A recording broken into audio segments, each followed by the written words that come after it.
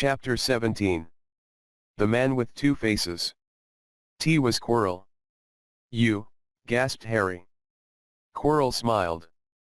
His face wasn't twitching at all. Me, he said calmly. I wondered whether I'd be meeting you here. Potter. But I thought Snape. Severus. Quirrell laughed, and it wasn't his usual quivering treble, either. But cold and sharp. Yes, Severus does seem the type, doesn't he? So useful to have him swooping around like an overgrown bat. Next to him, who would suspect poor, stuttering Professor Quirrell. Harry couldn't take it in. This couldn't be true, it couldn't. But Snape tried to kill me. No, no, no. I tried to kill you. Your friend Miss Granger accidentally knocked me over as she rushed to set fire to Snape at that Quidditch match. She broke my eye contact with you. Another few seconds and I'd have got you off that broom. I'd have managed it before then if Snape hadn't been muttering a counter curse, trying to save you. Snape was trying to save me. Of course, said Quirrell coolly. Why do you think he wanted to referee your next match? He was trying to make sure I didn't do it again. Funny. Really, he needn't have bothered. I couldn't do anything with Dumbledore watching. All the other teachers thought Snape was trying to stop Gryffindor from winning. He did make himself unpopular, and what a waste of time. When after all that, I'm going to kill you tonight. Quirrell snapped his fingers. Ropes sprang out of thin air and wrapped themselves tightly around Harry. You're too nosy to live, Potter. Scurrying around the school on Halloween like that, for all I knew you'd seen me coming to look at what was guarding the stone. You let the troll in. Certainly. I have a special gift with trolls. You must have seen what I did to the one in the chamber back there. Unfortunately, while everyone else was running around looking for it, Snape, who already suspected me, went straight to the third floor to head me off, and not only did my troll fail to beat you to death, that three-headed dog didn't even manage to bite Snape's leg off properly. Now, wait quietly, Potter. I need to examine this interesting mirror. It was only then that Harry realized what was standing behind Quirrell. It was the mirror of Erist. This mirror is the key to finding the stone, Quirrell murmured, tapping his way around the frame. Trust Dumbledore to come up with something like this, but he's in London. I'll be far away by the time he gets back. All Harry could think of doing was to keep Quirrell talking and stop him from concentrating on the mirror. I saw you and Snape in the forest, he blurted out. Yes, said Quirrell idly, walking around the mirror to look at the back. He was onto me by that time, trying to find out how far I'd got. He suspected me all along. Tried to frighten me as though he could, when I had Lord Voldemort on my side. Quirrell came back out from behind the mirror and stared hungrily into it. I see the stone. I'm presenting it to my master, but where is it? Harry struggled against the ropes binding him, but they didn't give. He had to keep Quirrell from giving his whole attention to the mirror. But Snape always seemed to hate me so much. Oh, he does, said Quirrell casually. Heavens, yes. He was at Hogwarts with your father, didn't you know? They loathed each other. But he never wanted you dead. But I heard you a few days ago, sobbing. I thought Snape was threatening you. For the first time, a spasm of fear flitted across Quirrell's face. Sometimes, he said, I find it hard to follow my master's instructions. He is a great wizard and I am weak. You mean he was there in the classroom with you? Harry gasped. He is with me wherever I go, said Quirrell quietly. I met him when I traveled around the world. A foolish young man I was then, full of ridiculous Ideas about good and evil. Lord Voldemort showed me how wrong I was. There is no good and evil, there is only power, and those too weak to seek it. Since then, I have served him faithfully, although I have let him down many times. He has had to be very hard on me. Quirrell shivered suddenly. He does not forgive mistakes easily. When I failed to steal the stone from Gringotts, he was most displeased. He punished me, decided he would have to keep a closer watch on me. Quirrell's voice trailed away. Harry was remembering his trip to Diagon Alley. How could he have been so stupid? He'd seen Quirrell there that very day, shaken hands with him in the leaky cauldron. Quirrell cursed under his breath. I don't understand. Is the stone inside the mirror? Should I break it? Harry's mind was racing. What I want more than anything else in the world at the moment, he thought, is to find the stone before Quirrell does. So if I look in the mirror, I should see myself finding it, which means I'll see where it's hidden. But how can I look without Quirrell realizing what I'm up to? He tried to edge to the left, to get in front of the glass without Quirrell noticing, but the ropes around his ankles were too tight. He tripped and fell over. Quirrell ignored him. He was still talking to himself. What does this mirror do? How does it work? Help me, master. And to Harry's horror, a voice answered, and the voice seemed to come from Quirrell himself. Use the boy, use the boy. Quirrell rounded on Harry. Yes, Potter, come here. He clapped his hands once, and the ropes binding Harry fell off. Harry got slowly to his feet. Come here, Quirrell repeated. Look in the mirror and tell me what you see. Harry walked toward him. I must lie, he thought desperately. I must look and lie about what I see. That's all. Quirrell moved close behind him. Harry breathed in the funny smell that seemed to come from Quirrell's turban. He closed his eyes, stepped in front of the mirror, and opened them again. He saw his reflection, pale and scared looking at first. But a moment later, the reflection smiled at him.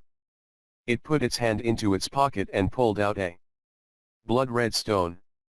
It winked and put the stone back in its pocket, and as it did so, Harry felt something heavy drop into his real pocket. Somehow, incredibly, he'd gotten the stone. Well, said Quirrell impatiently. What do you see? Harry screwed up his courage. I see myself shaking hands with Dumbledore, he invented. I've won the House Cup for Gryffindor. Quirrell cursed again. Get out of the way, he said. As Harry moved aside, he felt the Sorcerer's stone against his leg. Dare he make a break for it? But he hadn't walked 5 paces before a high voice spoke, though Quirrell wasn't moving his lips. He lies, he lies. Potter, come back here. Quirrell shouted. Tell me the truth. What did you just see?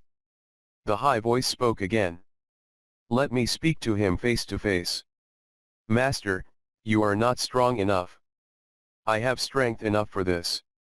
Harry felt as if Devil's Snare was rooting him to the spot. He couldn't move a muscle.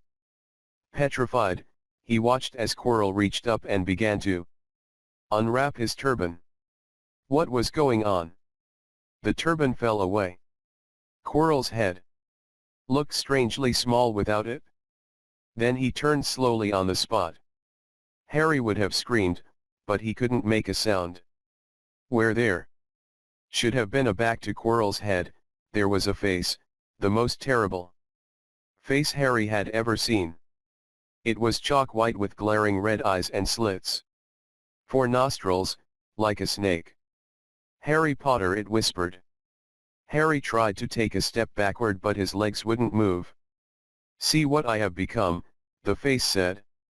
Mere shadow and vapor I have form only when I can share another's body, but there have always been those willing to let me into their hearts and minds. Unicorn blood has strengthened me. These past weeks you saw faithful Quirrell drinking it for me in the forest, and once I have the elixir of life, I will be able to create a body of my own. Now why don't you give me that stone in your pocket? So he knew. The feeling suddenly surged back into Harry's legs. He stumbled backward. Don't be a fool, snarled the face. Better save your own life and join me, or you'll meet the same end as your parents. They died begging me for mercy. Liar! Harry shouted suddenly. Quirrell was walking backward at him, so that Voldemort could still see him. The evil face was now smiling. How touching, it hissed. I always value bravery. Yes, boy, your parents were brave. I killed your father first, and he put up a courageous fight, but your mother needn't have died. She was trying to protect you. Now give me the stone, unless you want her to have died in vain. Never. Harry sprang toward the flame door, but Voldemort screamed, "Seize him," and the next second, Harry felt Quirrell's hand close on his wrist. At once, a needle-sharp pain seared across Harry's scar. His head felt as though it was about to split in two. He yelled, struggling with all his might, and to his surprise, Quirrell let go of him. The pain in his head lessened. He looked around wildly to see where Quirrell had gone, and saw him hunched in pain. Looking at his fingers, they were blistering before his eyes. Seize him! Seize him! Shrieked Voldemort again, and Quirrell lunged, knocking Harry clean off his feet, landing on top of him, both hands around Harry's neck. Harry's scar was almost blinding him with pain, yet he could see Quirrell howling in agony. Master, I cannot hold him, my hands, my hands. And Quirrell, though pinning Harry to the ground with his knees, let go of his neck and stared, bewildered, at his own palms. Harry could see they looked burned, raw, red, and shiny. Then kill him, fool, and be done, screeched Voldemort. Quirrell raised his hand to perform a deadly curse, but Harry, by instinct, reached up and grabbed Quirrell's face. Arg! Quirrell rolled off him, his face blistering, too, and then Harry knew. Quirrell couldn't touch his bare skin, not without suffering terrible pain. His only chance was to keep hold of Quirrell, keep him in enough pain to stop him from doing a curse. Harry jumped to his feet, caught Quirrell by the arm, and hung on as tight as he could. Quirrell screamed and tried to throw Harry off the pain in. Harry's head was building. He couldn't see, he could only hear Quirrell's terrible shrieks and Voldemort's yells of, kill him, and other voices, maybe in Harry's own head, crying, Harry, Harry.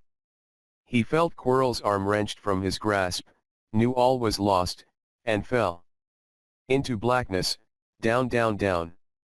Something gold was glinting just above him. The snitch.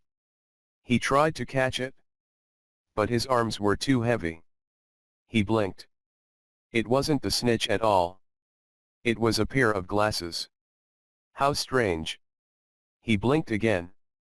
The smiling face of Albus Dumbledore swam into view above him. Good afternoon, Harry, said Dumbledore. Harry stared at him.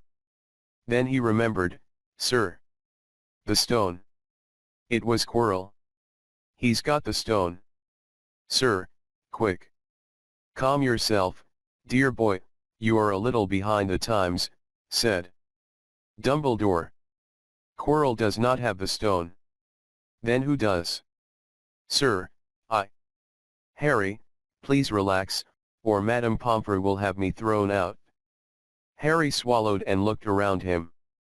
He realized he must be in the hospital wing. He was lying in a bed with white linen sheets, and next to him was a table piled high with what looked like half the candy shop. "Tokens from your friends and admirers," said Dumbledore, beaming. "What happened down in the dungeons between you and Professor Quirrell is a complete secret, so, naturally, the whole school knows. I believe your friends Misters Fred and George Weasley were responsible for trying to send you a toilet seat. No doubt they thought it would amuse you. Madame Pomfrey, however, felt it might not be very hygienic, and confiscated it. How long have I been in here?" 3 days. Mr. Ronald Weasley and Miss Granger will be most relieved. You have come round, they have been extremely worried. But sir, the stone. I see you are not to be distracted. Very well, the stone. Professor Quirrell did not manage to take it from you. I arrived in time to prevent that, although you were doing very well on your own, I must say. You got there? You got Hermione's owl. We must have crossed in midair. No sooner had I reached London than it became clear to me that the place I should be was the one I had just left. I arrived just in time to pull Quirrell off you. It was you. I feared I might be too late. You nearly were. I couldn't have kept him off the stone much longer. Not the stone, boy, the effort involved nearly killed you. For one terrible moment there, I was afraid it had. As for the stone, it has been destroyed. Destroyed, said Harry blankly. But your friend Nicholas Flamel. Oh, you know about Nicholas, said Dumbledore, sounding quite delighted. You did do the thing properly, didn't you? Well, Nicholas and I have had a little chat, and agreed it's all for the best. But that means he and his wife will die, won't they? They have enough elixir stored to set their affairs in order and then, yes, they will die. Dumbledore smiled at the look of amazement on Harry's face. To one as young as you, I'm sure it seems incredible, but to Nicholas and Piernelli, it really is like going to bed after a very, very long day. After all, to the well-organized mind, death is but the next great adventure. You know, the stone was really not such a wonderful thing. As much money and life as you could want.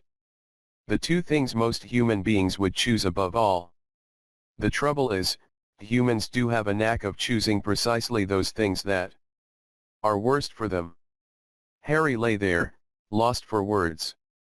Dumbledore hummed a little and smiled at the ceiling. Sir, said Harry. I've been thinking, sir, even if the stone's gone. I mean, you know who. Call him Voldemort, Harry. Always use the proper name for things. Fear of a name increases fear of the thing itself. Yes, sir. Well, Voldemort's going to try other ways of coming back, isn't he? I mean, he hasn't gone, has he? No, Harry, he has not. He is still out there somewhere, perhaps looking for another body to share. Not being truly alive, he cannot be killed. He left Quirrell to die. He shows just as little mercy to his followers as his enemies.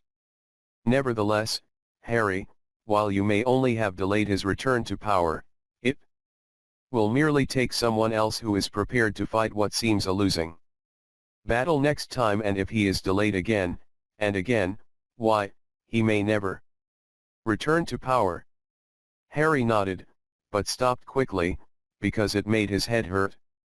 Then he said, Sir, there are some other things I'd like to know, if you can tell me. Things I want to know the truth about. The truth. Dumbledore sighed. It is a beautiful and terrible thing, and should therefore be treated with great caution. However, I shall answer your questions unless I have a very good reason not to, in which case I beg you'll forgive me. I shall not, of course, lie Well, Voldemort said that he only killed my mother because she tried to stop him from killing me.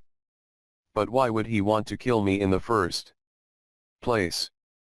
Dumbledore sighed very deeply this time. Alas, the first thing you ask me, I cannot tell you. Not today. Not now. You will know, one day. Put it from your mind for now, Harry. When you are older, I know you hate to hear this, when you are ready, you will know. And Harry knew it would be no good to argue. But why couldn't Quirrell touch me? Your mother died to save you. If there is one thing Voldemort cannot understand, it is love. He didn't realize that love as powerful as your mother's for you leaves its own mark. Not a scar, no visible sign to have been loved so deeply, even though the person who loved us is gone, will give us some protection forever. It is in your very skin. Quirrell, full of hatred, greed, and ambition, sharing his soul with Voldemort, could not touch you for this reason. It was agony to touch a person marked by something so good. Dumbledore now became very interested in a bird out on the windowsill, which gave Harry time to dry his eyes on the sheet. When he had found his voice again, Harry said, "And the invisibility cloak, do you know who sent it to me?" "Ah, your father happened to leave it in my possession, and I thought you might like it." Dumbledore's eyes twinkled. "Useful things. Your father used it mainly for sneaking off to the kitchens to steal food when he was here. And there's something else." "Fire away." Quirrell said. "Snape." "Professor Snape, Harry." "Yes, him." Quirrell said. "He hates me because he hated my father." "Is that true?" "Well, they did rather detest each other. Not unlike yourself and Mr. Malfoy. And then, your father did something Snape could never forgive." "What?" "He saved his life." "What?" "Yes," said Dumbledore dreamily. "Funny, the way people's minds work, isn't it? Professor Snape couldn't bear being in your father's debt. I do believe he worked so hard to protect you this year because he felt that would make him and your father even. Then he could go back to hating your father's memory in peace."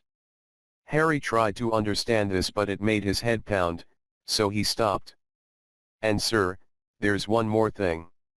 "Just the one?" "How did I get the stone out of the mirror?" "Ah, now, I'm glad you asked me that. It was one of my more brilliant ideas, and between you and me, that's saying something. You see, only one who wanted to find the stone find it, but not use it would be able to get it, otherwise they just see themselves making gold or drinking elixir of life. My brain surprises even me sometimes. Now, enough questions. I suggest you make a start on these sweets." "Ah, Bertie bots every flavor. Beans. I was unfortunate enough in my youth to come across a vomit-flavored one, and since then I'm afraid I've rather lost my liking for them. But I think I'll be safe with a nice toffee, don't you?"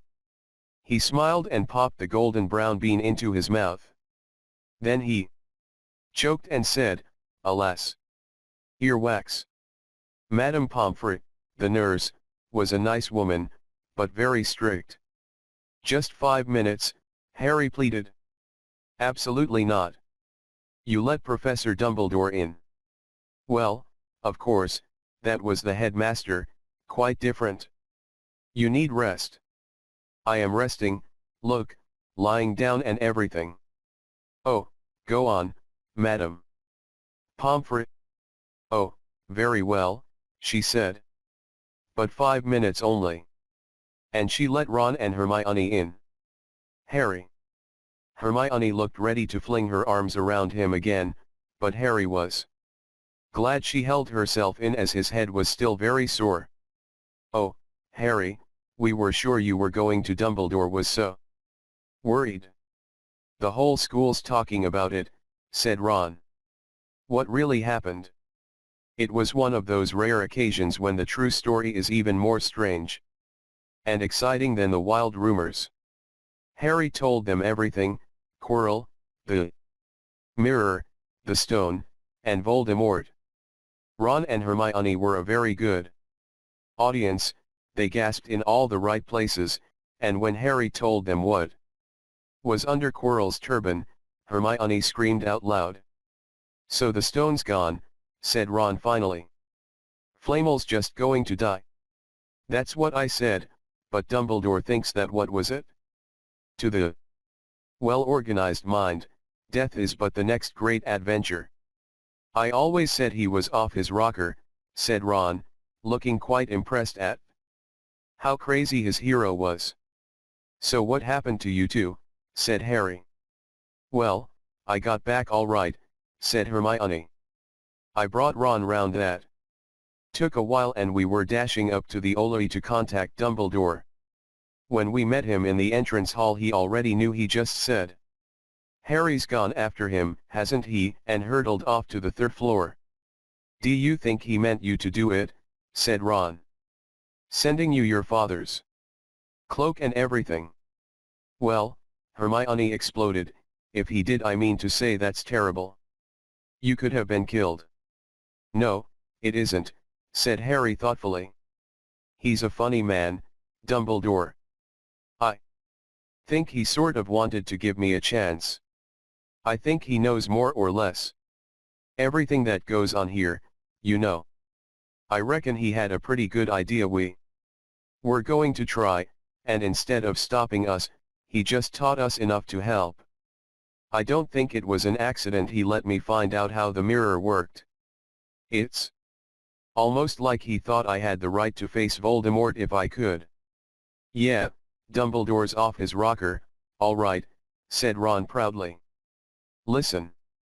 You've got to be up for the end-of-year feast tomorrow. The points are all in. And Slytherin won. Of course you missed the last Quidditch match. We were steamrollered by Ravenclaw without you, but the food'll be good. At that moment, Madame Pomfrey bustled over. You've had nearly 15 minutes, now out, she said firmly. After a good night's sleep, Harry felt nearly back to normal. I want to go to the feast, he told Madame Pomfrey as she straightened his many candy boxes. I can, can't I? Professor Dumbledore says you are to be allowed to go, she said sniffily. As though in her opinion Professor Dumbledore didn't realize how risky feasts could be. And you have another visitor. Oh, good, said Harry. Who is it? Hagrid sidled through the door as he spoke. As usual when he was indoors, Hagrid looked too big to be allowed. He sat down next to Harry, took one look at him, and burst into tears. It's all my ruddy fault, he sobbed, his face in his hands. I told the evil git how ter get past Fluffy. I told him. It was the only thing he didn't know, and I told him. Ya could have died. All for a dragon egg. I'll never drink again. I should be chucked out and made ter live as a muggle. Hagrid, said Harry, shocked to see Hagrid shaking with grief and remorse, great tears leaking down into his beard. Hagrid, he'd have found out somehow. This is Voldemort we're talking about. He'd have found out even if you hadn't told him. Ya could have died, sobbed Hagrid. And don't say the name. Voldemort. Harry bellowed, and Hagrid was so shocked, he stopped crying. I've met him and I'm calling him by his name. Please cheer up. Hagrid, we saved the stone, it's gone, he can't use it. Have a chocolate frog. I've got loads. Hagrid wiped his nose on the back of his hand and said, that reminds me. I've got ya a present. It's not a stoat sandwich, is it? Said Harry anxiously, and at last Hagrid gave a weak chuckle. Nah. Dumbledore gave me the day off yesterday ter fix it. Course, he shoulda sacked me instead anyway, got ya this. It seemed to be a handsome, leather-covered book. Harry opened it curiously. It was full of wizard photographs. Smiling and waving at him from every page were his mother and father. Sent owls off ter all your parents' old school friends, a skin for photos. Knew ya didn't have any d ya like it? Harry couldn't speak, but Hagrid understood. Harry made his way down to the end-of-year feast alone that night. He had been held up by Madame Pomfrey's fussing about, insisting on giving him one last checkup, so the Great Hall was already full. It was decked out in the Slytherin colors of green and silver to celebrate Slytherins winning the House Cup for the 7th year in a row. A huge banner showing the Slytherin serpent covered the wall behind the high table. When Harry walked in there was a sudden hush, and then everybody started talking loudly at once. He slipped into a seat between Ron and Hermione at the Gryffindor table and tried to ignore the fact that people were standing up to look at him. Fortunately, Dumbledore arrived moments later. The babble died away. Another year gone. Dumbledore said cheerfully. And I must trouble you with an old man's wheezing waffle before we sink our teeth into our delicious feast. What a year it has been. Hopefully your heads are all a little fuller than they were. You have the whole summer ahead to get them nice and empty before next year starts.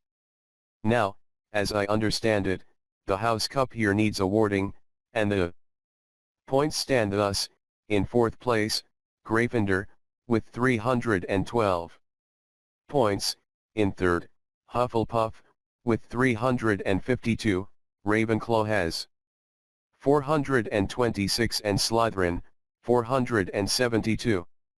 A storm of cheering and stamping broke out from the Slytherin table. Harry could see Draco Malfoy banging his goblet on the table. It was a sickening sight. Yes, yes, well done, Slytherin, said Dumbledore. However, recent events must be taken into account. The room went very still. The Slytherin smiles faded a little. Ahem, said Dumbledore. I have a few last-minute points to dish out. Let me see. Yes. First to Mr. Ronald Weasley. Ron went purple in the face. He looked like a radish with a bad sunburn. For the best played game of chess Hogwarts has seen in many years, I award Gryffindor House 50 points. Gryffindor cheers nearly raised the bewitched ceiling. The stars overhead seemed to quiver. Percy could be heard telling the other prefects, my brother, you know. My youngest brother. Got past McGonagall's giant chess set. At last there was silence again. Second to Miss Hermione Granger for the use of cool logic in the face of fire, I award Gryffindor House 50 points. Hermione buried her face in her arms. Harry strongly suspected she had burst into tears. Gryffindors up and down the table were beside themselves. They were 100 points up. Third to Mr. Harry Potter, said Dumbledore. The room went deadly quiet. For pure nerve and outstanding courage, I award Gryffindor House 60 points. The din was deafening. Those who could add up while yelling themselves hoarse knew that Gryffindor now had 472 points. Exactly the same as Slytherin. They had tied for the House Cup if only Dumbledore had given Harry just one more point. Dumbledore raised his hand. The room gradually fell silent. There are all kinds of courage, said Dumbledore, smiling. It takes a great deal of bravery to stand up to our enemies, but just as much to stand up to our friends. I therefore award 10 points to Mr. Neville Longbottom. Someone standing outside the Great Hall might well have thought some sort of explosion had taken place, so loud was the noise that erupted from the Gryffindor table. Harry, Ron, and Hermione stood up to yell and cheer as Neville, white with shock, disappeared under a pile of people hugging him. He had never won so much as a point for Gryffindor before. Harry, still cheering, nudged Ron in the ribs and pointed at Malfoy, who couldn't have looked more stunned and horrified if he just had the body bind curse put on him. Which means, Dumbledore called over the storm of applause, for even Ravenclaw and Hufflepuff were celebrating the downfall of Slytherin. We need a little change of decoration. He clapped his hands. In an instant, the green hangings became scarlet and the silver became gold, the huge Slytherin serpent vanished and a towering Gryffindor lion took its place. Snape was shaking Professor McGonagall's hand, with a horrible, forced smile. He caught Harry's eye and Harry knew at once that Snape's feelings toward him hadn't changed one jot. This didn't worry Harry. It seemed as though life would be back to normal next year, or as normal as it ever was at Hogwarts. It was the best evening of Harry's life, better than winning at Quidditch, or Christmas, or knocking out mountain trolls he would never, ever forget. Tonight. Harry had almost forgotten that the exam results were still to come, but come. They did. To their great surprise, both he and Ron passed with good marks. Hermione, of course, had the best grades of the first years.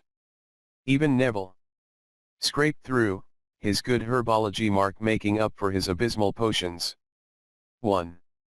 They had hoped that Goyle, who was almost as stupid as he was mean, might be thrown out, but he had passed. 2. It was a shame, but as Ron said, you couldn't have everything in life.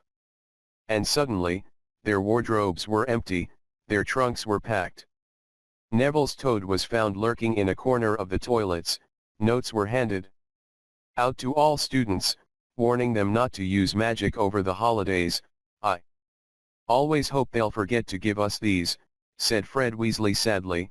Hagrid was there to take them down to the fleet of boats that sailed across the lake.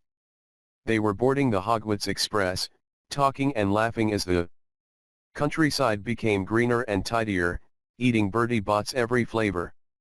Beans as they sped past Muggle towns, pulling off their wizard robes and putting on jackets and coats, pulling into platform 9 3/4 at King's Cross Station. It took quite a while for them all to get off the platform.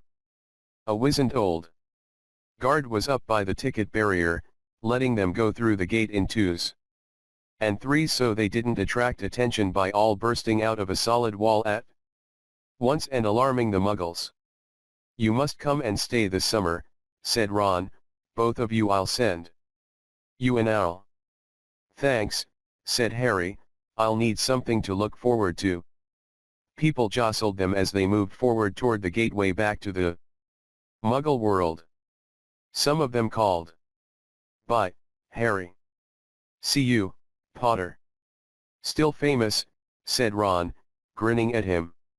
Not where I'm going, I promise you, said Harry. He, Ron, and Hermione passed through the gateway together. There he is, Mum, there he is, look.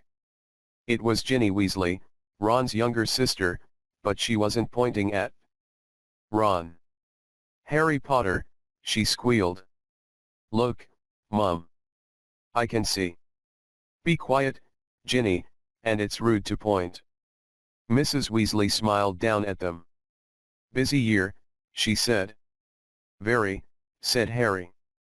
Thanks for the fudge and the sweater, Mrs. Weasley. Oh, it was nothing, dear. Ready, are you? It was Uncle Vernon, still purple-faced, still mustached, still looking furious at the nerve of Harry, carrying an owl in a cage in a station full of ordinary people. Behind him stood Aunt Petunia and Dudley, looking terrified at the very sight of Harry. You must be Harry's family, said Mrs. Weasley. In a manner of speaking, said Uncle Vernon. Hurry up, boy, we haven't got all day. He walked away. Harry hung back for a last word with Ron and Hermione. See you over the summer, then. Hope you have a good holiday, said Hermione, looking uncertainly after Uncle Vernon, shocked that anyone could be so unpleasant. Oh, I will, said Harry, and they were surprised at the grin that was spreading over his face. They don't know we're not allowed to use magic at home. I'm going to have a lot of fun with Dudley this summer.